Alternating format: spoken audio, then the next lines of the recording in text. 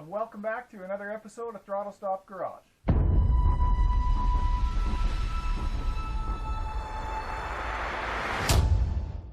In this week's episode, we're going to have a look at finally getting the steering put in the car. And I wish it was a simple story, ladies and gentlemen, but it's not. It never seems to be. But hey, it's just about ready to get tacked up right now. I've been just recording on stop motion because there's too much head scratching and not enough progress really to bother any of you with this at this point. So we're at a position right now where I can actually stop and we can have a quick look around at what's happened, where I've got to. Hopefully you're not doing this yourself. If you are, hopefully you're not following my lead. But anyways, we're going to try to make it happen today. We'll show you a few things, and we're going to get this actually, we're going to get it tacked in place. Upper control arms and all the other pieces are there. You can see that. The suspension is now attached. So we're in, because there's some critical measurements that we have to take. So first, let's start with the story. As the furnace turns on. One of these days, maybe I'll suffer with some cold. For long. So, we'll shut the... It takes a second for it to understand that I just told it to shut off. At any rate, so part of the story. The first part of the story is we knew way back, if I go back in my notebook, and I haven't kept as faithful a log in my notebook as I have online, but we know from a long time ago that the steering was going to get complicated with this setup because the Corvette steering has the steering arm that, basically the engine on the Corvette's here. It ends here. So they can put their steering rack up high and they can push the steering arm around the center, right? Which way else would you want to do it? That way makes the most sense. So one of the biggest problems with adapting this suspension into other cars is that normally an engine goes up here. Corvette's a mid-front engine layout, where most other are just front engine layouts. So I had that problem. So and I actually have a hood line that can stand having the engine up a long way, but you need to keep that center of gravity down. That's the idea, is to try to keep the center of gravity as low as you can in these things. So anyway, engine sitting over here. The original steering that came with this particular setup, I think it was adapted from an Opel or something. It was European. And it's not that it wasn't a bad thing, it wasn't a good thing, it just was high. So I was going to have to, how many inches did I lower it? Oh, about 2, I think. The steering rack needed to come down. That's going to necessitate having some pins adapted here, some bump steer correcting pins and different kinds of tie rods, and everything becomes different now if you do this kind of thing. So that necessitated buying this crazy racing rack, and I called Woodward Engineering. They built it. It's a lovely rack. I don't mind sharing with you that it really is a stout piece. We'll have a closer look at it in a minute, but dealing with Woodward has been, just to call it hilarity isn't even starting. I remember when I first emailed them, and this is important to the story. This isn't just thank you. This isn't irrelevant to the story because I first called. You're looking around the internet, and basically for custom steering, you only find there's a couple of companies that are involved in it. Then, you're going to go with the usual hot rod route, right? You're going to have a look at Flaming River and a bunch of these other people. Then you're going to contact them, and you're going to discover they can't build a rack that's this short, right? This rack is it's 21 inches from pivot point to pivot point.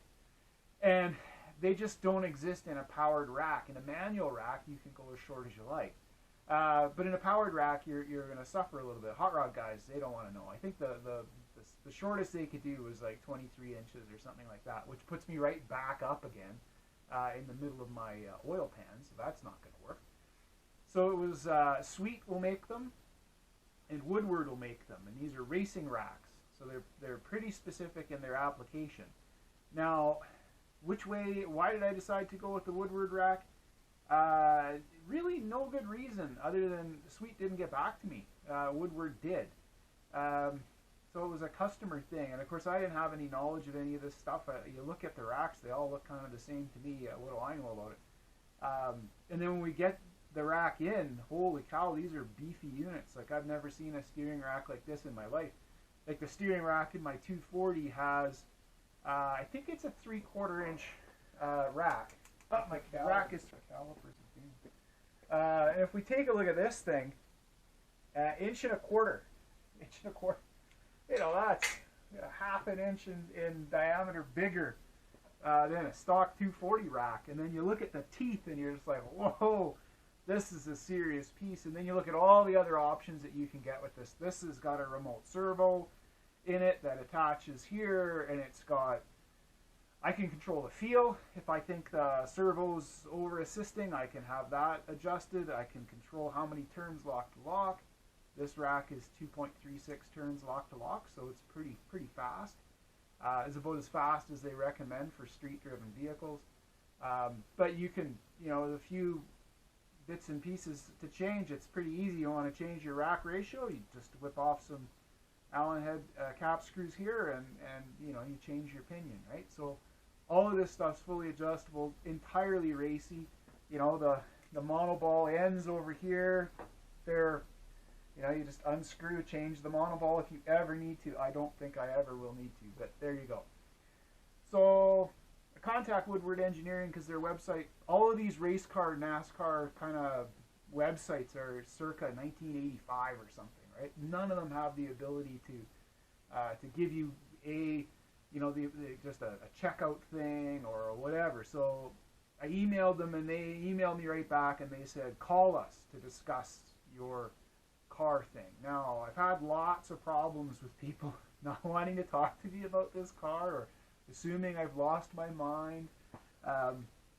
So I was quite happy to call them. So I call them, and I don't just get the, you know, a person in the engineering division or whatever. I get Tony Woodward himself. Like, they call down to the shop floor. I mean, and I don't know, maybe 10 people work at Woodward Engineering, who knows, but he's the boss, he's the guy.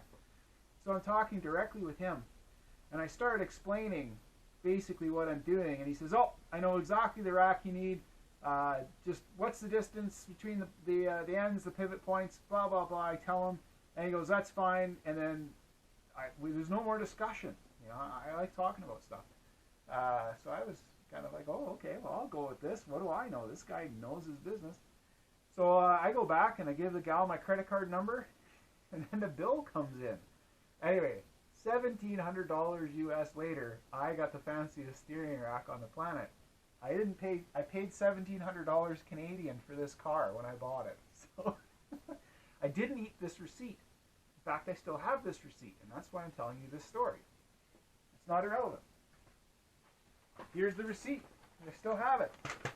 This is 4 years ago, by the way. So the funny part is, on the receipt, again, I have no idea if you can see it, but I may do a zoom in or take a picture and post it later, but it has the full, you know, the full part number. Now, each one of these systems is custom made.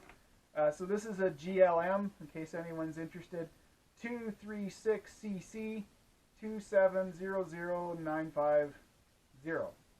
So some of those are, like the 236 is the number of turns lock to lock, right? That's that. The 270 is the distance from here to here. That's supposed to be the ball end to ball end, the center to center distance, right? And then the 950 is to deal with the servo. Shipping and handling was all of $75, $16.22 for the rack. So there you have it. See, you know.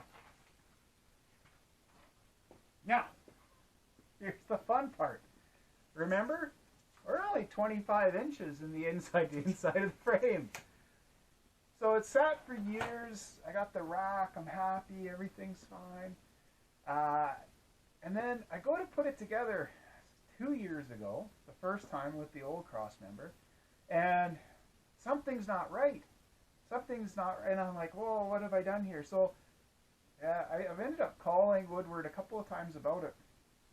They have no recollection of this rack at all. Like, I can give them the serial number, and they can say, yeah, Craig, we sold you a rack. That's great. Just fine. You just can't tell me anything more about it, right? So they say, well, what's that part number? And I say, well, I read that number to them, and they say, oh, it's 27 inches from pivot point to pivot point. And I'm like, no, it isn't. It's actually 21. And that was my problem. Anyway, So I'm going to just take you around here. I'm going to show you how I figured a bunch of stuff out and how all this nonsense works. So here we are in the rack. Okay, so we're going to go from pivot point there to the pivot point over there. And because it said 27 inches, and we know it's for sure not 27 inches, they actually made the rack right. They just wrote the number down wrong. And when I called up and I talked to Tony Woodward again, he went, "Oh yeah, so what?" And I'm like, well, it does matter in my build. I don't know what I'm doing. I don't do this all day, people. So you struggle when you're like, what was that number? And then my race engineer guy, he was great there for the longest time. And I sent him all the measurements. This was years ago as well. I can find almost all the emails except for the email where I sent him the measurement for this rack. And I just plumb forgot what the number was. So then I started working. Now, you can see that far end, right?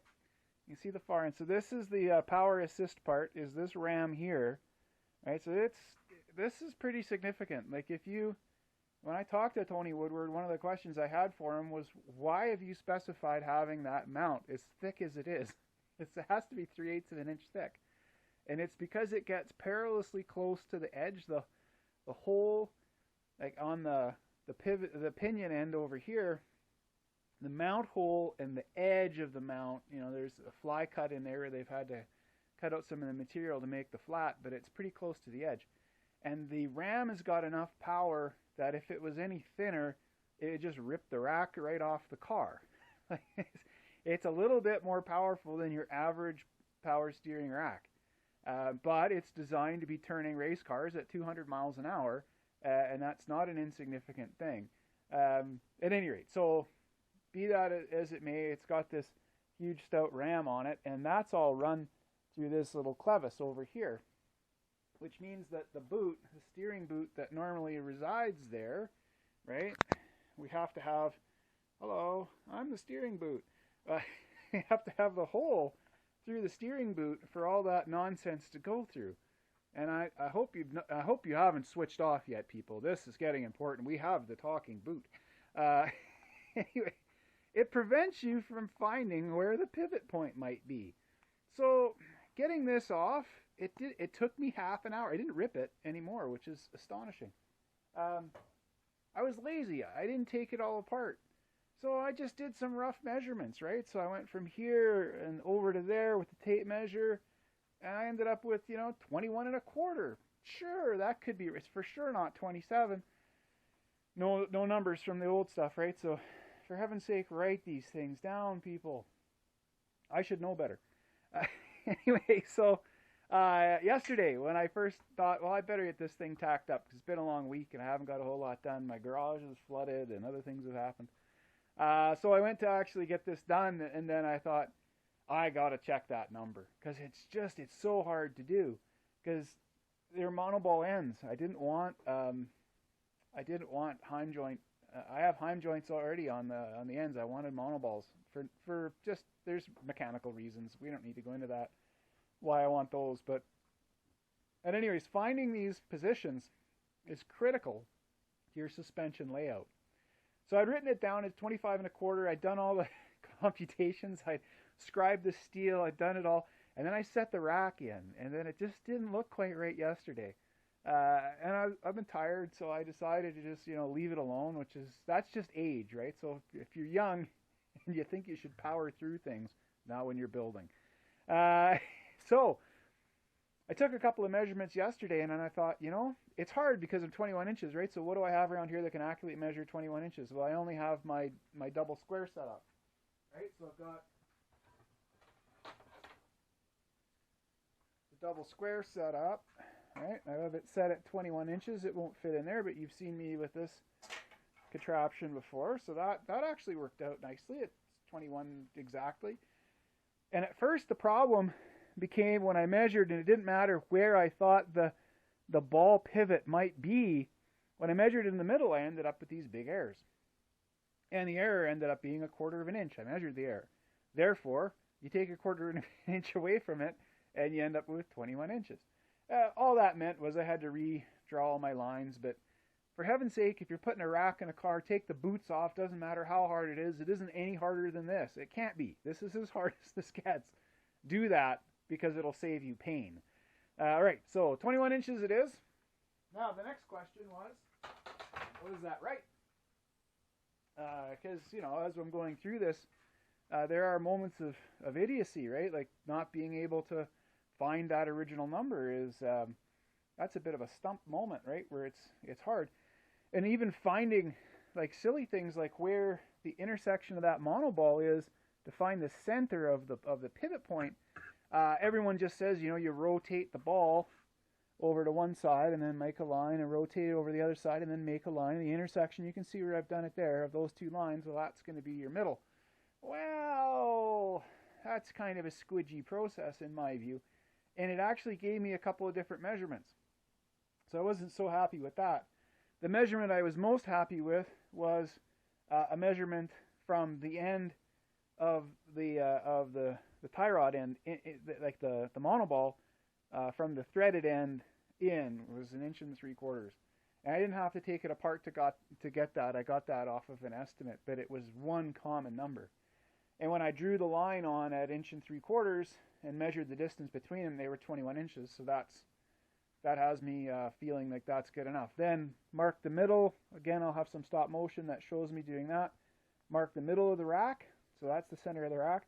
Measure these distances very carefully from here to the stop, from here to the stop, so that you have the rack centered in its travel.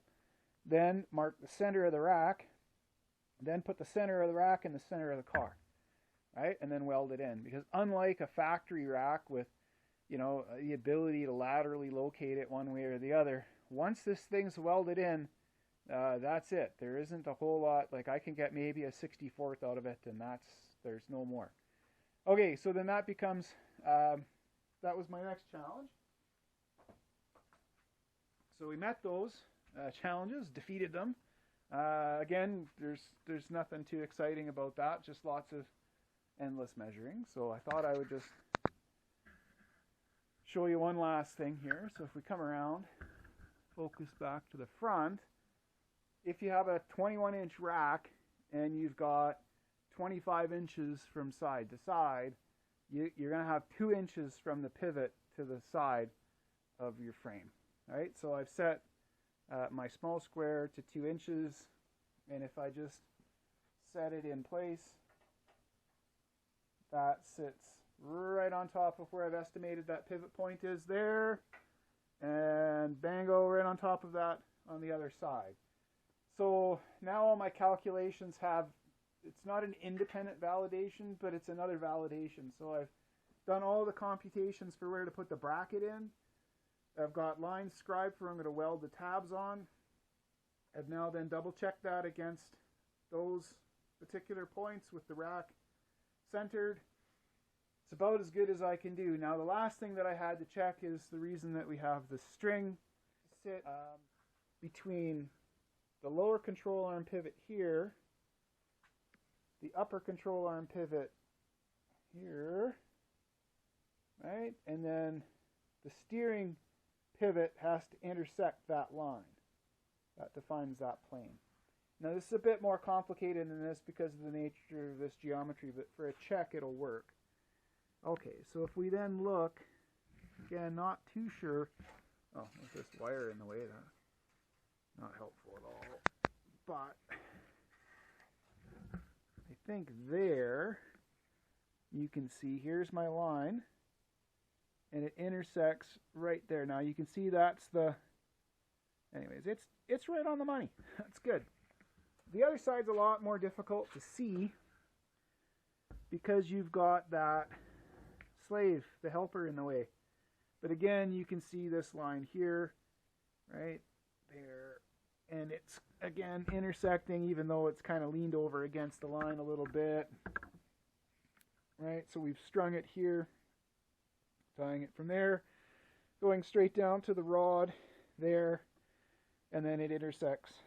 This line intersects right through there. It's hard to show you guys this, but if I'm looking at it in front, it's right in the right spot. So everything there. Okay, so now I know the rack's the right length. It's not going to have a whole bunch of bump steer or other really foul handling properties because I've engineered it incorrectly. That's pretty much a wrap for the talking part for now. You have an idea how this all goes together. I'm just going to quickly show you the bracket itself, just because it's sort of a fun thing. It's going to be really tricky to weld it, so for now I'm just simply going to tack it up to make sure that we're sort of in the ballpark. But anyways, just give me 2 seconds. I'm going to break this down and I'll come back. And okay, so here's the bracket itself. It's a 3-piece arrangement. Well, quite a bit more pieces than that, actually. Like, there's a bunch of pieces. Anyways, here's the idea. So each one of these is going to reference the front of that tube. It sets this at an 18-degree angle, which gives me just a hair of clearance that I think I need over top of everything. So that's going to be just fine. Then I have these pins that I've carefully filed so that I'm getting a nice fit. It's actually an interesting fit for me. So they go one way, and if this was properly arrayed, they don't fit the other way. Like, they don't fit in from this side because of the curve of the laser cut. So they're very precisely fit. You know, when I had them cut, they were square, and now you're wondering, well, why didn't you leave them square? Well, stress risers. I don't know anything about this steering business, right? So talking to Tony Woodward is enough to freak out most people. But you know, if I can do anything with that bracket, I need to be able to make it as perfectly as I can, so that at the end of the day, we don't have any pieces that are getting stressed. So all of this is going to get welded all the way around, so it should cracks or breakouts on those corners where I'm attaching it down to the bracket. Now, lots of guys just have a longer plate and then bend them. I don't really have the ability to do some of that stuff here in my garage, so I'm going to make it out of multiple smaller parts, right? And then this piece here, it's only a 1/4 inch thick, but that's going to close everything off. It gives me an open corner to weld here on the back, right? And then I'll bridge the sides. I also had to worry about getting the nuts, or the bolts I should say, on and off the bracket. So there's enough clearance in the positioning of everything so I can get a socket in here so that those can be torqued down properly. So every little detail, just for a stupid bracket, has to be looked after. So I just wanted to show you how I'd actually accomplish some of those things. I'm quite pleased with how it all, like, it goes together. Just like it wiggles a little bit, but boy, not a whole lot. And once they're all in place, it just falls together. And you know, properly machined parts kind of work that way. And don't ever try to put them together in a sloppy fashion, because they just simply won't fit. Alright, so that's the bracket. I'm super hopeful that it will never come off the car. I hope. I'm just going to tack it in now. I've had enough of this thing this weekend, so I'm just going to put it together. So we'll go back to stop motion and we'll get those things done. The only other thing I have to do is I have to make my tie rod ends. It's not a incredibly complicated part to build, so I'm going to knock those out as well. Just tack them up so that when I put the suspension back in the car, I'm trying to limit the number of times the frame has to come in and out. Right, so this is the last major complicated part of the entire build, actually. I'm going to say that. I know it's a bit risky, but once you've got the suspension parts in the car, right? I mean, okay, the engine's a complicated mechanical thing, but somebody in a factory, they already took care of the hard parts. You know, brakes and other things, they're bolt-on items, right? But making sure you've got suspensions and geometries, and this is what'll keep a builder up at night a lot more. Like, I like sheet metal work. I like doing the bits and pieces of finishing and that kind of stuff. There's some art and some craft in it. This is just machining. This is difficult work. So once this is done, really, the car, it's not like the car's built. The car's a long way from built. But these are major milestones in the build of a vehicle. Like, once it's a roller, once you could steer it, once you could get those things in and done, yeah, I like to think we're starting to make some progress here. So anyways, thanks once again for joining in. We'll go stop motion as I try not to muddle up the rest of the tacking and welding.